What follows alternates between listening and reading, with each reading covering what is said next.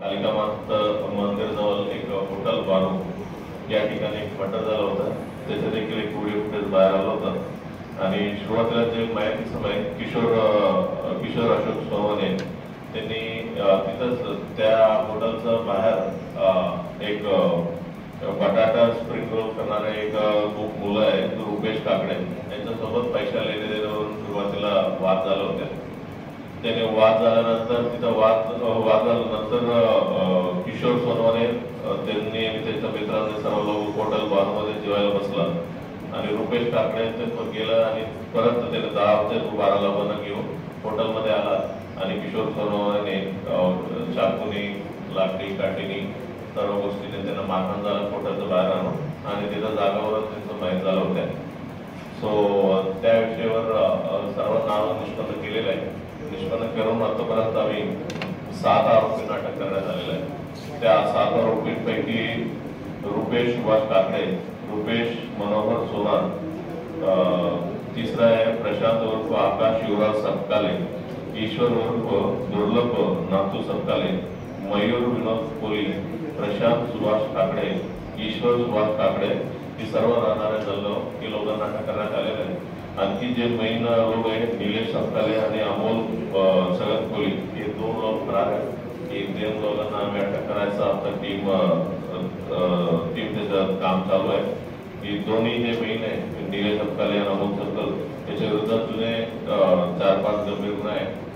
मग त्यांच्या विरोधात गँग लीडर म्हणून त्याच्या विरोधात आम्ही ते मोक्याचा कारवाईचा प्रस्तावित करणार नाही.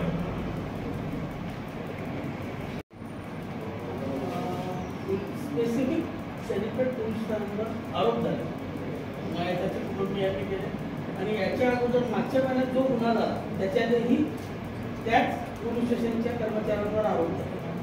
काय मागच्या महिन्यात जो मर्डर झाला तो 302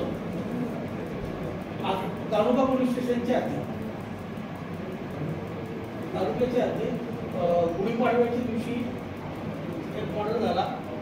ज्ञानेश्वर सोनवणे उर्फ पंची या तरुणाला घरगोडी केली म्हणून या लोकांनी उचलून नेलं, त्याला बेदम मारहाण केली, शेतामध्ये घेऊन जाऊन आणि तिथे त्याची हत्या करण्यात आली. त्या गुन्ह्यात त्याही मुलाच्या कुटुंबियांनी आरोप केला होता. आता याही गुन्ह्यात त्याच सेम प्रॅक्टिसने आरोप करण्यात आला. ही जे मैदाचा नातेवाईक मला देखील भेटलेला आहे त्यांनी लिहून द्यायला सांगितलं मी त्यांनी लिहून दिलेलं आहे. म्हणजे त्यांना 2 लोकांचं त्याचं नाव आहे. त्यांना एन्क्वायरी मी करणार आहे. SDPO जळगावकडे एन्क्वायरी देते आणि SDPO जळगाव त्याच्यामध्ये काय एक्झॅक्टली आरोप काय आहे, त्यांचं इन्व्हॉल्वमेंट काय आहे, त्यांचं एक्झॅक्टली काय रोल आहे, ही सर्व गोष्टीवर त्यांनी एन्क्वायरी करतील. एन्क्वायरीमध्ये काय त्याचं एक्झॅक्टली सेक्रेटरी काय त्याच्यामध्ये आहे, गुन्हेगारांना काय पाठीशी वगैरे घालला आणि योग्य तो कारवाई करण्यात येईल.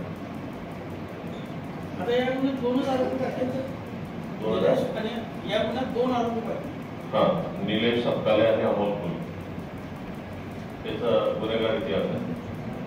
गुन्हेगार पार्श्वभूमी आहे लोकांचं 7 आणि 11 नाही 7 आणि 2 एक्स्ट्रा 9.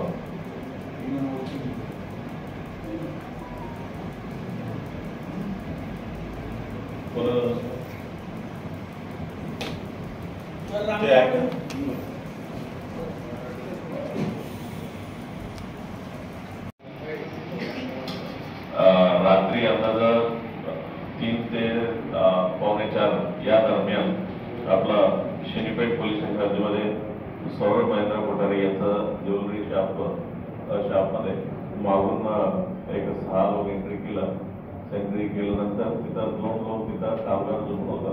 त्या 2 लोकांना चाकूचा आणि त्याचा धाक दाखवला आणि त्या दुकानामधून सिल्वर काही गोल्ड आणि काही कॅश हे सर्व मिळून 32,29,000 रुपयाचा अंदाजा किमतीचा मुद्देमाल गेले होते. आणि CCTV फुटेज तुम्ही माध्यमामध्ये पण CCTV फुटेज आलेलं आहे. ते पूर्ण वगैरे बांधून होत्या. ही CCTV फुटेज आणि आणखी गोपनीय माहितीच्या आधारे त्या दिवशी ते गुन्ह्याचा जवळपास आपल्याला माहिती झालं. त्याच्यामधलं जे आरोपी आहे रणजित सिंग जीवन सिंग जुंग वय 32 वर्ष, राहणार जळगाव. सागर सिंग जीवन सिंग जुन्नू वय 35 वर्ष, जैन सिंग उर्फ लकी जीवन सिंग जुन्नू वय 34 वर्ष. आणि त्याच्यानंतर 27 तारीख त्याच्यानंतर आणखी 3 आरोपींना नंतर अटक केले. राम उर्फ सोनू भगवान सरवन वय 29 वर्ष, रितेश संतोष आचेरी वय 44 वर्ष, दीपक भक्तराज गोयर वय 34 वर्ष. असं 6 लोकांना अटक केलेलं आहे.